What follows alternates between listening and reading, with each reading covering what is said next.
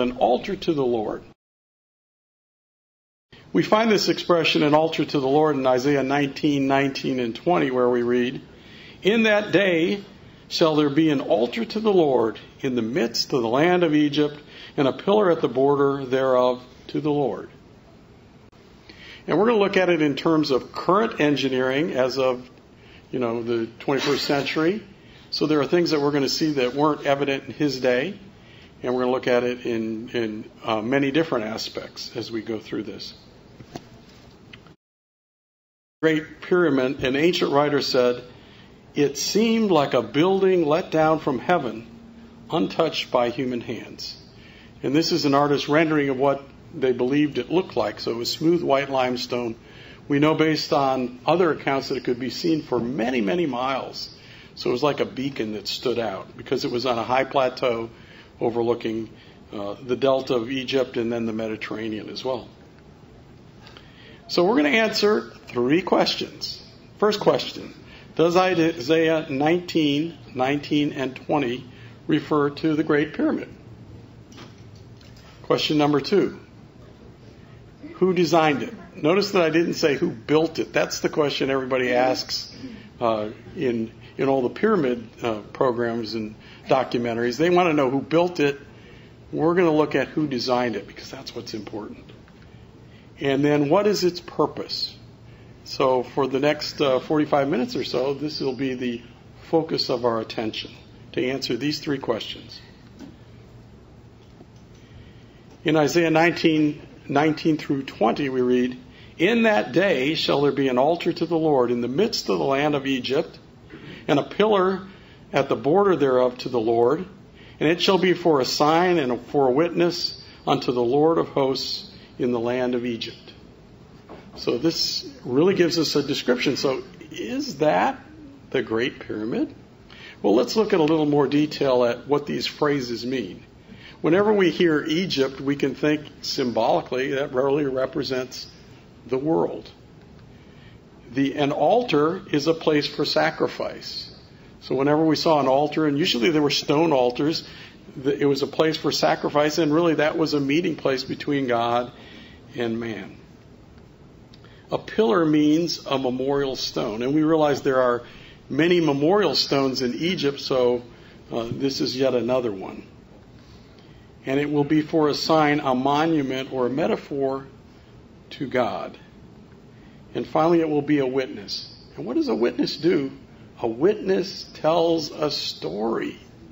So we see the aspects that are defined here, where it's going to be. It's going to be a witness for Egypt, the world, and it will be a meeting place between God and man, a pillar, and a monument unto the Lord. And it will tell a story.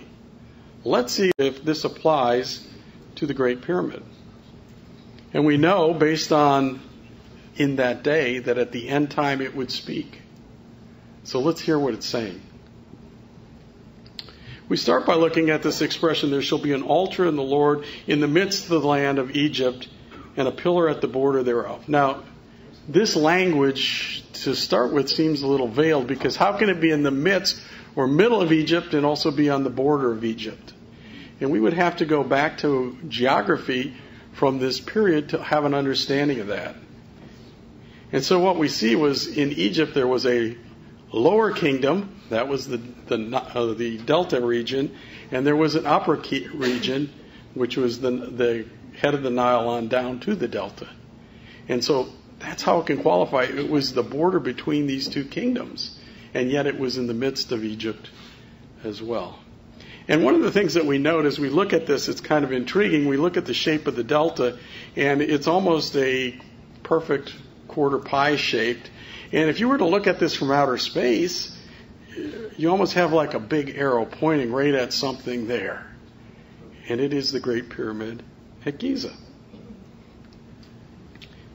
It's also very interesting. It's the center of the world's landmass. It says it's going to be in the midst of the land, of the entire land of Egypt, the entire world. And does it meet that qualification? Well, if we draw a latitude meridian there, on that meridian is the most land of any meridian in the entire earth. So you see from north to south, that is the longest block of contiguous land. On the other side is the shortest amount of land because it goes through the Bering Strait. Kind of interesting.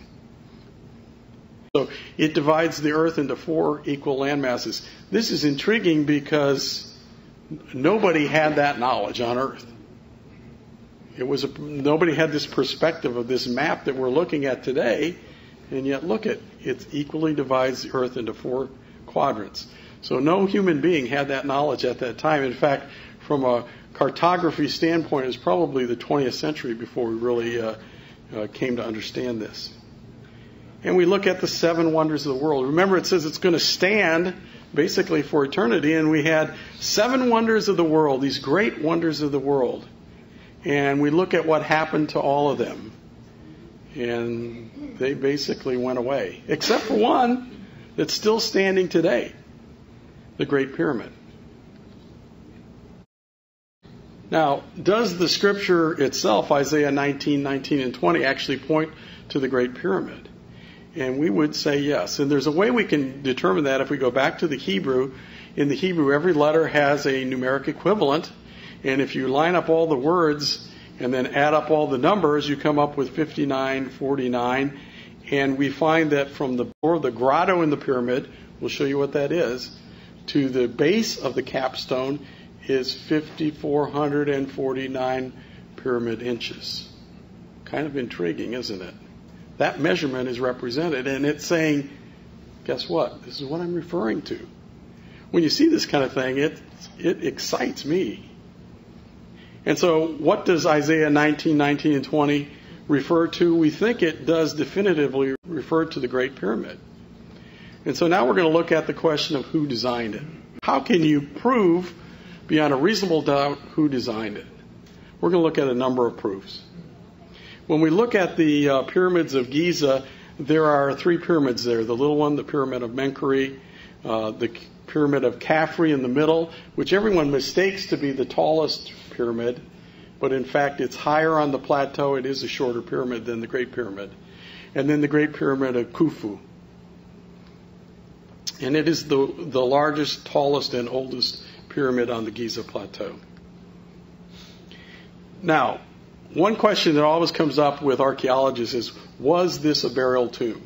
And so we're going to look at a number of questions that I think give us a pretty definitive answer. The first thing is, in this pyramid, prominently figured was red granite. There are no other pyramids where there's red granite. What was red granite used in Egypt? It was used for temples. And so this temple that was on the Nile had red granite in it. And yet we know that in the Great Pyramid there was red granite in it. No mummy was ever found. You know, they always say, well, the mummy was in the sarcophagus, and somehow when Al-Mamun got in there, it wasn't there. There wasn't any treasure. There's no mummy. There are air passages not found in any other pyramid, period. No other pyramid has that feature. There was no treasures ever found in there. No hieroglyphs. There are some builder's marks above the king's chamber, but there are no hieroglyphs in the relief that they are in all the other pyramids. And remember, that was an important part of telling the story of whoever was buried there. So very important, but there's no hieroglyphs in this pyramid. It was built by free men. And this is something that they really only determined in the last 10 or 15 years, is they know that free men built it because now they are excavating their burial tombs and their graves, and they found out that many of them had injuries, and then they were healed.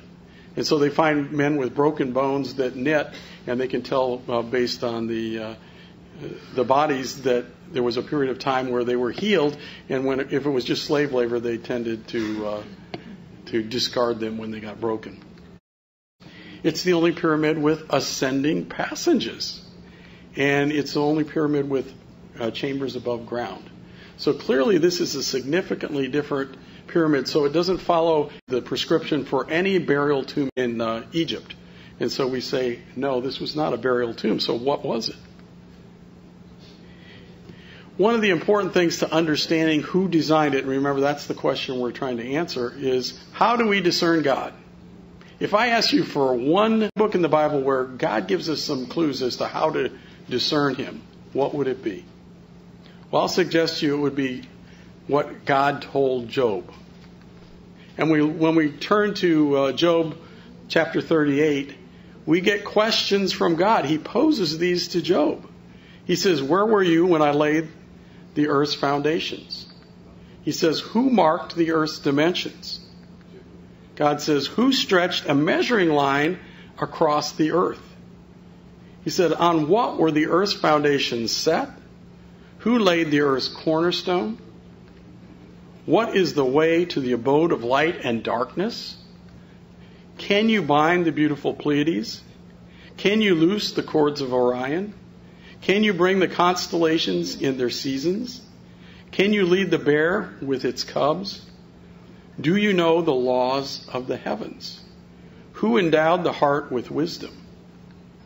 Who gave understanding to the mind? And when we think about it, these things are giving us clues about God. He's asking, can any of you explain any of this? And the answer was no, they couldn't. God had this knowledge. And so, by its very nature, it can help us understand whether this pyramid demonstrates these things. Time, geography, mathematics, geology, engineering, God's plan, cosmology, physics, ransom, and intelligence. So, if we can find these characteristics demonstrated in the pyramid, then that's evidence of to who the designer of the Great Pyramid was. So our question that we're going to look at for most of the rest of our time is, does the pyramid show these characteristics? Are you interested or intrigued? I am. When we look at the pyramid shape is the only one that has a chief cornerstone. The Great Pyramid is the largest stone building on earth, even today by volume. So there are larger buildings, but there are no buildings that have more cubic feet of stone in them. In fact, they said if you took all of the stones from the pyramid, you could make a 6-foot wide sidewalk that went around the equator of the earth. That's how much stone is in there. So a lot. And we're told, and if you're an engineer, you're a structural engineer or building engineer, you're probably going to debate this, but we're told that it would be, the precision in it is even unrivaled in today's world. So the 13 or 14 acres that this takes up, their accuracy is absolutely incredibly precise. And what I was told, according to some sources, is that we're not capable of building a building of this size with this precision today. Now, a lot of that would have to do with the scope of this kind of a project. But the accuracy is a problem even with all of our laser levels and the things that we have today. We're going to look at the pyramid passages. So we're going to actually go for a little tour of the pyramid. You're going to crawl through. We hope to give you a pictorial view of the pyramid. Some of the pictures we're going to use are antique pictures. And the reason we do that is some of the structures now have railings and all sorts of stuff. And so we're going to show you the way it was at the time the Mortons were there early on. And so we start with the entrances. The main entrance was actually up from where Al-Mamun entered. Remember, Al-Mamun was the one that wanted to get into the pyramid and find the great treasure, because this was the largest pyramid in that entire plateau, and he knew there must be great wealth there. And so he used a combination of fire and vinegar to crack through the limestone and tunnel through. He couldn't find the entrance. Remember, this is when the casing stones were still there. And so it was so smooth, and they said once the door closed, you couldn't even detect where it was. Okay, and the claim was that you couldn't put a piece of paper in there. But it would swivel. One man could push it open from the inside. So that's where the main entrance was. Al-Mamun had to kind of blast his way in using rudimentary tools. And so we start with the descending passage. As we get about part of the way down, you'll see a granite plug, and we'll talk about that. And then the ascending passage. So if we go in the descending passage and look back towards the entrance, you're bent over, you're looking back towards the entrance. Now if you turn around, what you would see is the descending passage continuing on down as far as you can see. And then you see overhead the base of the granite plug. initially this was the only passage they found. They would bang on the ceiling and they noticed a difference in sound, and that's how they broke out and discovered the granite plug. So the granite plug is right there. If you go around, they actually tunneled around to get above the granite plug, because it's actually 3 plugs in a row. And this is the top plug here. And then you see the base of the ascending passage going up and to the right. Now we're in the ascending passage looking down at the last granite plug. The stairway we've gone up is just to the left. If we turn around, what we see is the ascending passage, still low, you have to bend over. And you see one of the girdle stones right here. There are 3 girdle stones in that passage as you go up. And of course they've added nice rails and treads so that people don't get hurt going up here. If we were to continue down, go back to the descending passage, there are a number of features. One is the well, which we'll look at, the subterranean chamber, and the pit. And this is one of the areas where we're going to show you an antique picture. This is the subterranean passage before there was railings and markings and all sorts of other stuff that went on. There were some ancient writings on the wall in this section, kind of graffiti. And this is the subterranean chamber. And what you notice here is you wouldn't be claustrophobic here because it's a pretty big chamber. And if we look down, this is another antique picture of the pit. And so we see the pit, and it had been largely filled in by debris that washed down the descending passage. Now, if we go back out and we start to go up the descending passage a ways, we come to the bottom of the well.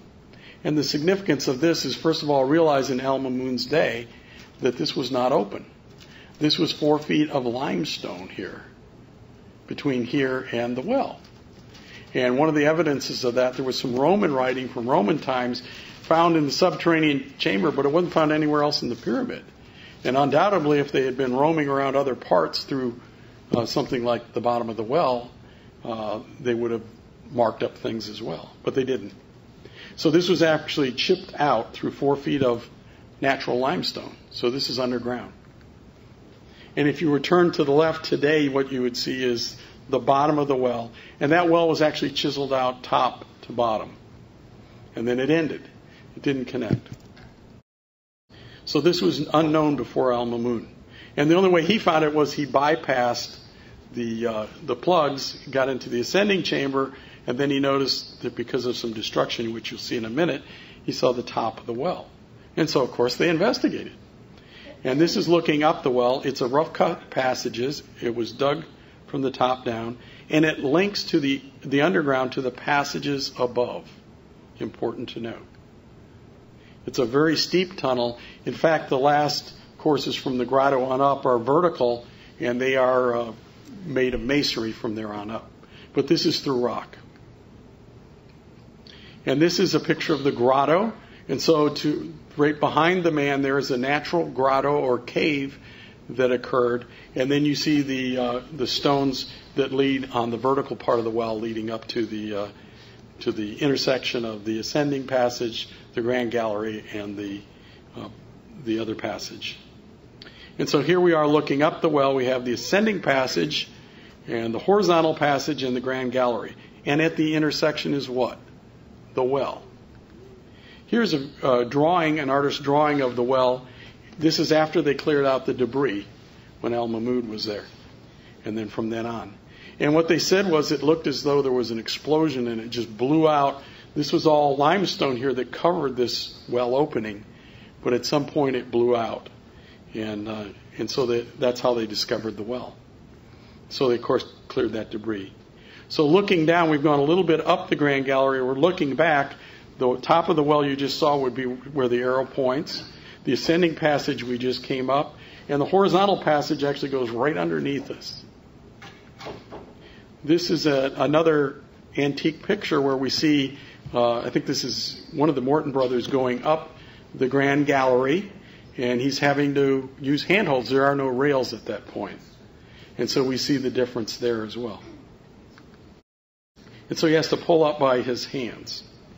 Now the grand gallery is very impressive. It is 7 times taller than the ascending passage. anytime we see that number 7, what does it remind us of? A complete spiritual number. And there's another 7 shown here in the Grand Gallery, and it has 7 corbels. This is a corbelled vault, so they step the stones in as they go up, and there are 7 levels of those corbels.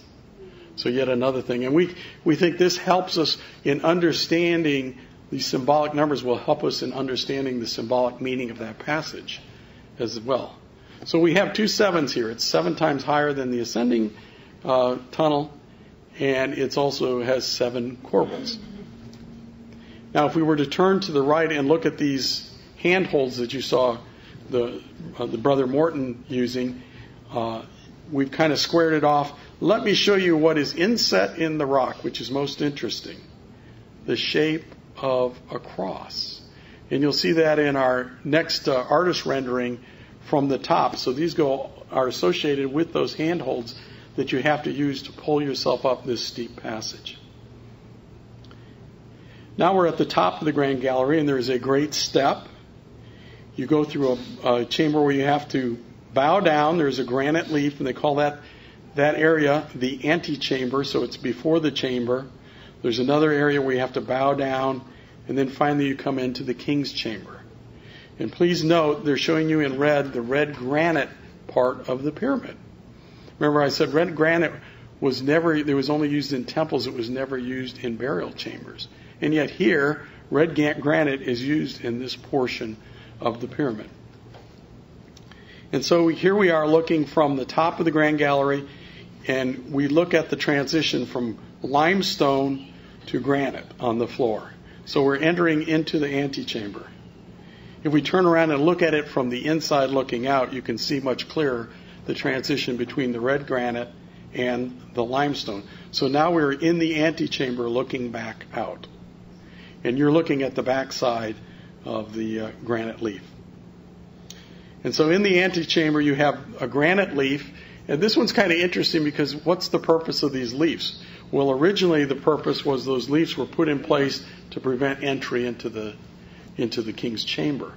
But you'll notice the first one, there's no grooves. It can't go down. So what's that for? And on the right, you're seeing the backside of that granite leaf. It's actually made of 2 slabs of granite that are joined together. So all of them were made of red granite. 3 leaves moved and 1 was fixed. And you had to bow down in order to get into this chamber. In the king's chamber, now we're looking back out where it says entrance. We're looking out towards the Grand Gallery. So we come in through the antechamber. There is a vent on each of the walls, the left wall and the right wall. You're only able to see the right wall. And then you see where the coffer is as well. And so all of these things are put in place. Now the vents in the king's chamber were always open. So there was always vents there. Remember, that's one of the characteristics we said.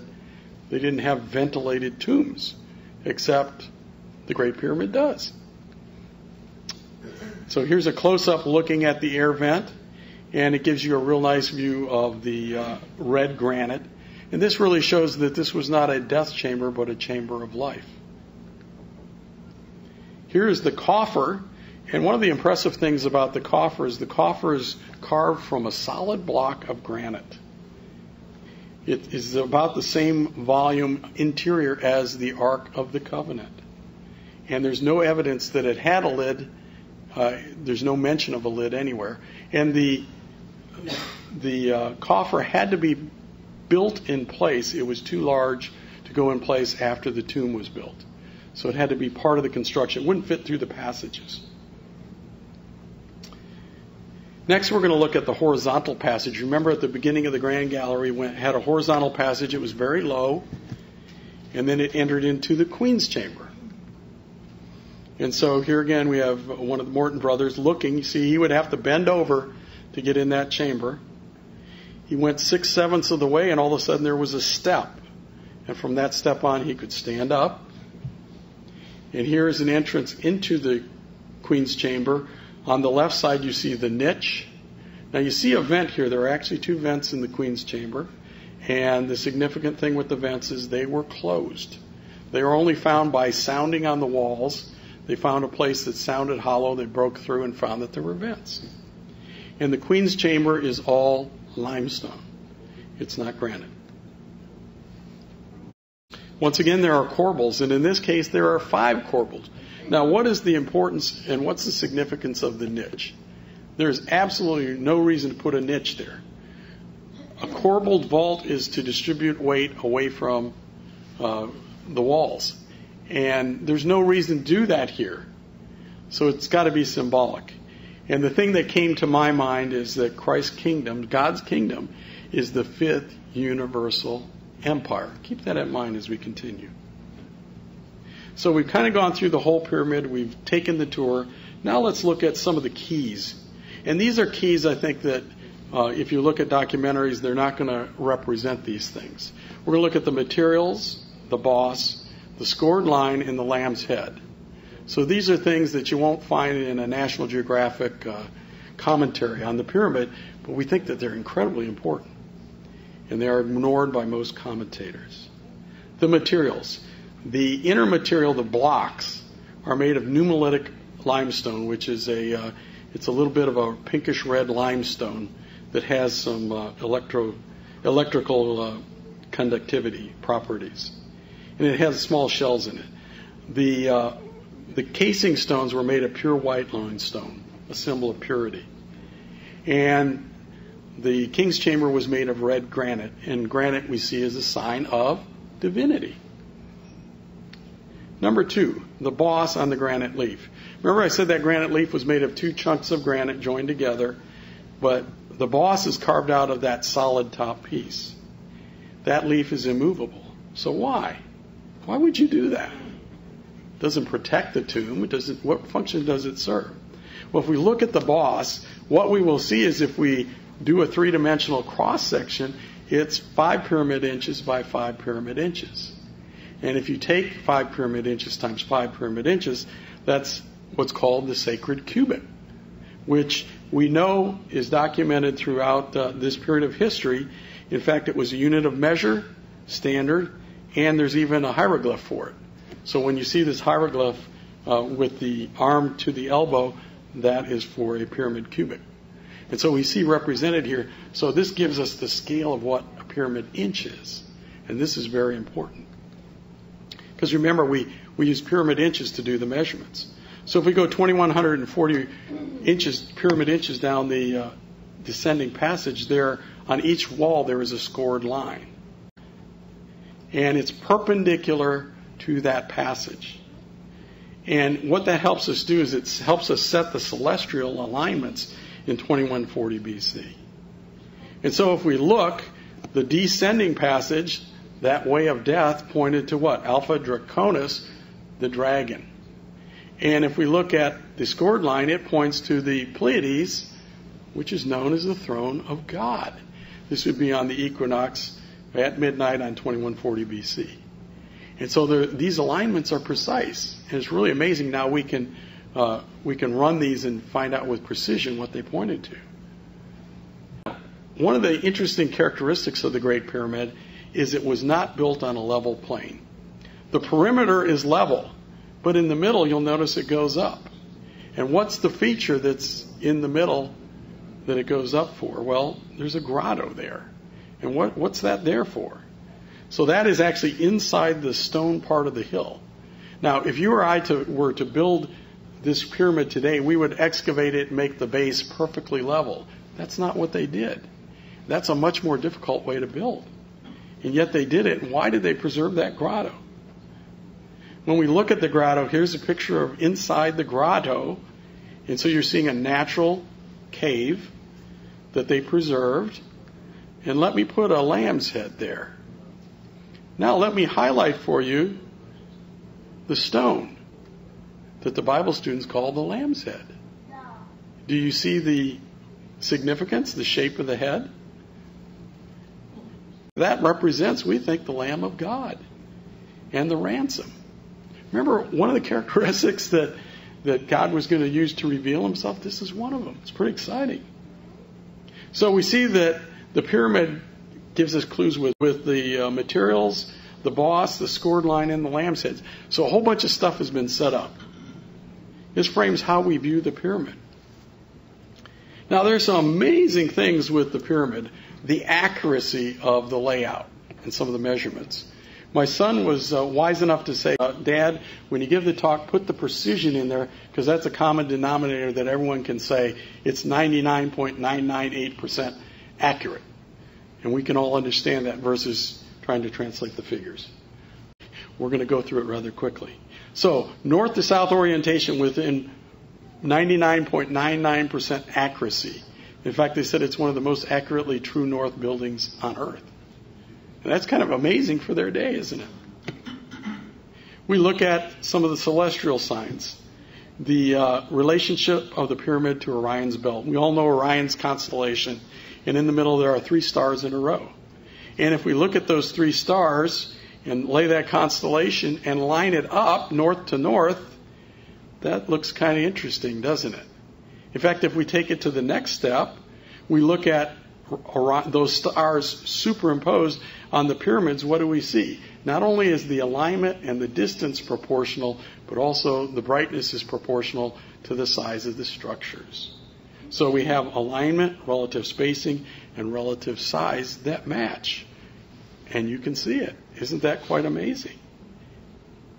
When we look at the south air shaft from the king's chamber in 2140 BC, it points to Orion, and it points to the star that would be associated with the Great Pyramid. Is that a coincidence? Well, we find that this is one of the constellations mentioned in Job 38 when God said, who's going to know this? God. And it points to the exact location in Orion's belt. Now for some of the mathematical proofs. We look at the base of the Great Pyramid is 365.242 pyramid cubits. Remember, that was 25 cubic pyramid inches. And it's interesting because the Egyptian calendar had 365 days. It did not have partial days. And they didn't understand irrational numbers like 365.242. If we look at the calendar year, it has 365.242.185 days per year. Takes in that leap year and all that stuff. The Egyptians didn't have this knowledge. And yet it's represented in the size of the base of the pyramid. Are you interested? And that is 99.99995% accurate. Could you build a building today that represented it that accurately in a size? You would have a tough time. We see the pyramid specifies the value of pi. And once again, they didn't have irrational numbers, so they didn't understand this. And so if you take the base twice, divided by the height, you come up with 3.141596422. And pi is, you'll see we've got 5 digits of precision to pi. And so it's 99.9998% accurate, represented. Engineers call this an overdetermined structure. So there's things represented here that aren't really necessary for the design or structure of the building, but they're shown here. We're only going to show you a few. We look at the golden ratio. And the golden ratio is it's used in architecture, it's used in design, and it's intrinsically gives us our concept of beauty and symmetry as well. And so we take the apothem divided by the base, and it comes up with 1.618. That's the golden ratio. And so when we have the golden ratio, you see we have 1, then we go 1.618, and then it continues.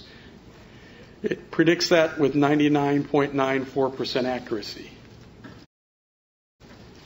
The golden spiral. So if we look at this nautilus shell, and many seashells follow this, this is called fractal geometry. It's demonstrated in the shell. And it's also demonstrated here again. We have the layout of the pyramids, and guess what? It's shown there precisely as well. And it's also shown if you go through the capstone to the base plane, the basal plane, and then you come up to the great step, and then you go to the far side of the king's chamber, and then it will come out at the entrance to the king's chamber. That's the fraction. That's the loop, precisely and mathematically. So we see a great internal symmetry in the Great Pyramid as well. We look at the golden ratio again, and people that have facial features that use the golden ratio are considered beautiful. It's universal. So when we see a picture of a beautiful person, it's likely that most of their features follow this golden ratio. If we look at the human hand, it demonstrates in our DNA the golden ratio. You see the proportion of the end of the finger to the different bones in the finger. It demonstrates the golden ratio. It's in our DNA. And we look at buildings that are classic architecture, and they demonstrate the golden ratio. That's really when men became aware of it and started to design and use it. So back in the Egyptians' time, they didn't understand this principle. So this intrinsically defines beauty. Now, the difference between pi and the golden ratio is 0.5236. And it just so happens that there are 0.5326 meters to a cubit. And that defines that relationship with 99.8% accuracy. Is this a coincidence? The squaring of the circle principle. That says that 2 times pi times the radius equals the circumference. And it works just like this. And this is basic geometry, so we can determine the circumference. Once again, the Egyptians did not have these irrational numbers. They didn't understand this. But if we look at 2 times pi times the height, it equals the perimeter. So we go height, and we look at that angle of the perimeter. It perfectly demonstrates. And this is the only size, relative height and width and angle. They have to be precisely this to demonstrate what's demonstrated in the circle. We look at the speed of light, 186,282 miles per second. If we look at this angle, 51, 51, 14, that's 14 seconds, 51 minutes, 51 times 60, and then 51 degrees, 51 times 3,600, that's called arc seconds. It comes up with 186,674 arc seconds. That specific angle represents the speed of light in miles per second with 99.8% accuracy. The latitude also happens to show, so this is the position of the pyramid on Earth, also happens to represent it. It's at 29.9792458. Is that a coincidence? Pyramid cubits, it's 10 million pyramid cubits to the North Pole from the equator, and it's 10 million meters from the North Pole to the equator circumference-wise. Now, it's interesting because the meter was not even created until 1798. So this is defining a relationship that didn't exist. Pretty amazing.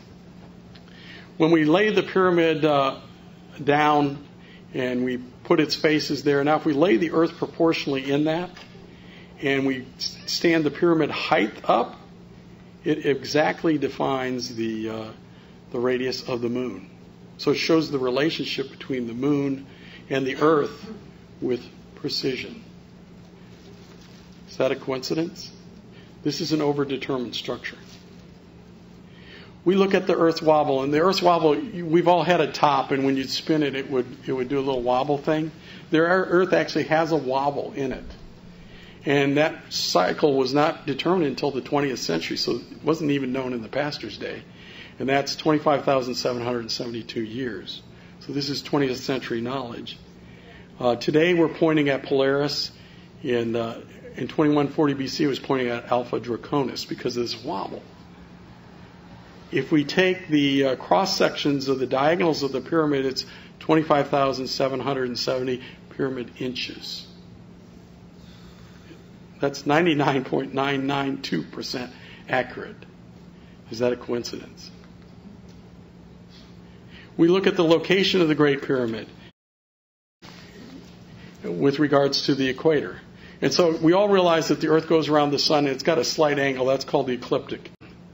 And so we see Actually, when we look at the Earth, the pyramid is 6.5 degrees above the ecliptic. Now, we look at the pyramid, and if we draw some conveniently placed lines through things like the center of the base of the king's chamber and through the queen's chamber, and from the center of the base of the king's chamber through the top stone, we come up with these exact same angles.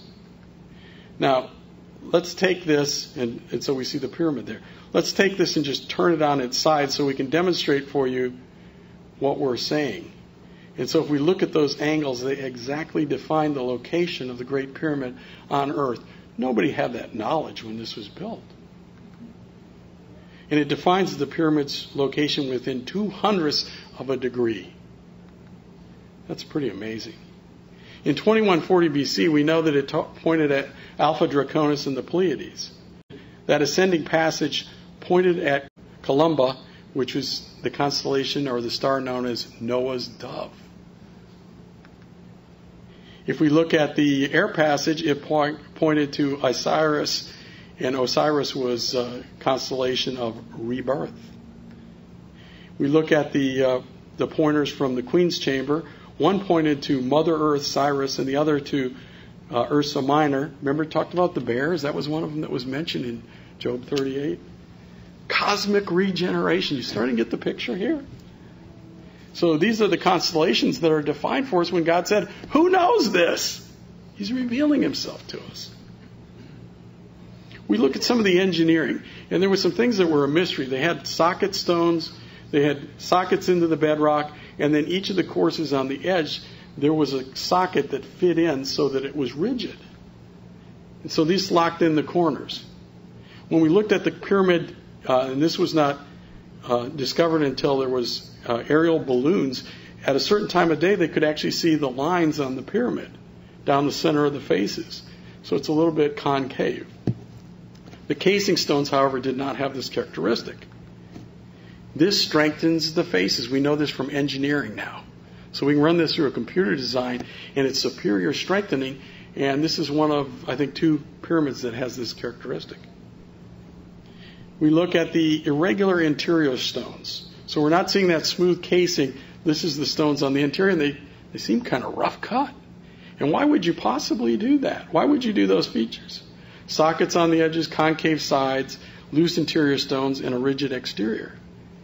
And the best I can equate it to is if you've ever had a box of blocks and you put them all in there and they're not quite straight, and you shake it up. This makes this building, we know today, it's thermally and earthquake proof. So this is one of the reasons that it hasn't been crumbling. Next we're going to look at the Book of the Dead. And this is the book of the Master of the Hidden Places. And this was written by Egyptians about a structure that it's going to describe. It has a thing called the Descent, the Chamber of Ordeal, the Hall of Truth and Darkness, the Well of Life, the Path of Righteousness, bringing forth of the regenerative soul. All of these different passages, rather interesting. Secret Place of the Hidden God, and Chamber of the Open Tomb of Resurrection. So this is an Egyptian book that describes all of these features. And when we look, remember we had these different passages. We can actually identify in this structure passages that line up with these descriptions in this book.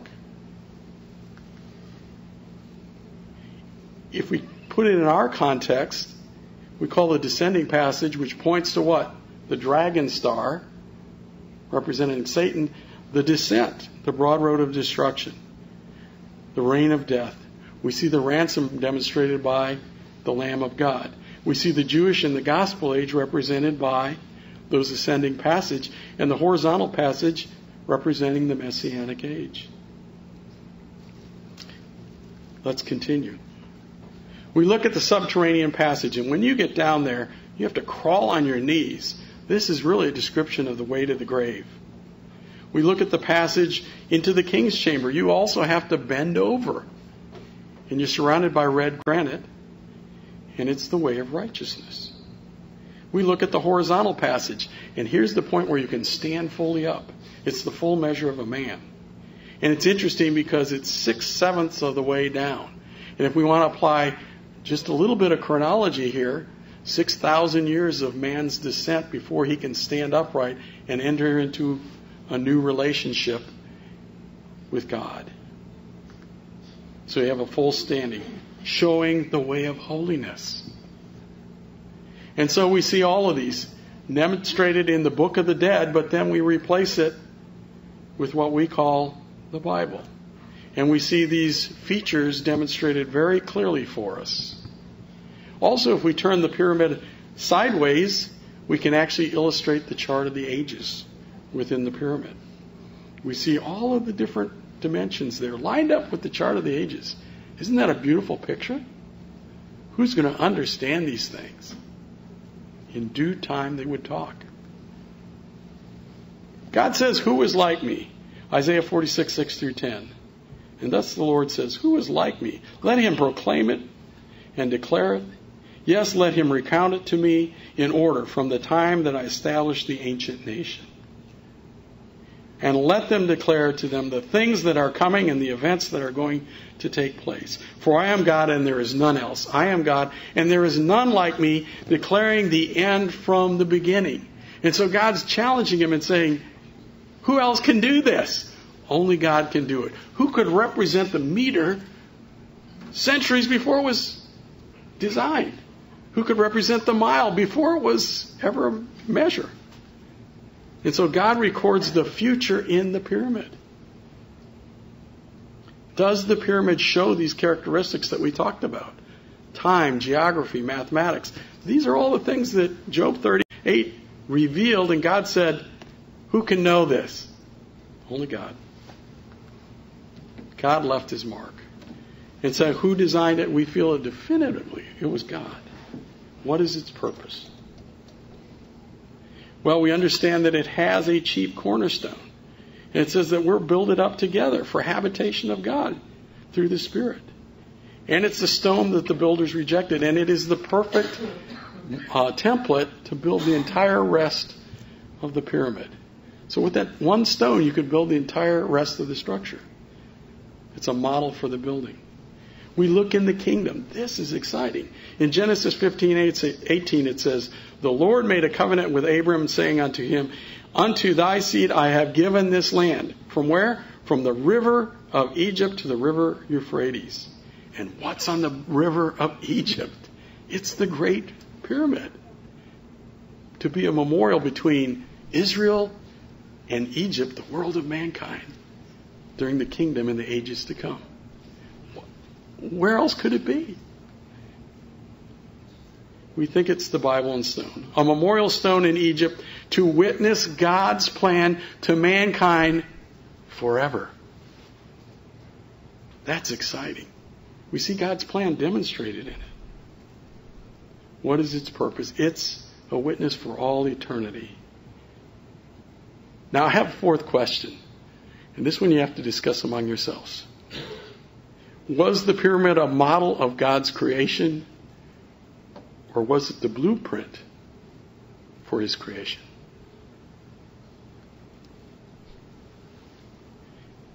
We thank our Heavenly Father, for from him and through him and to him are all things. To God be the glory forever. Amen.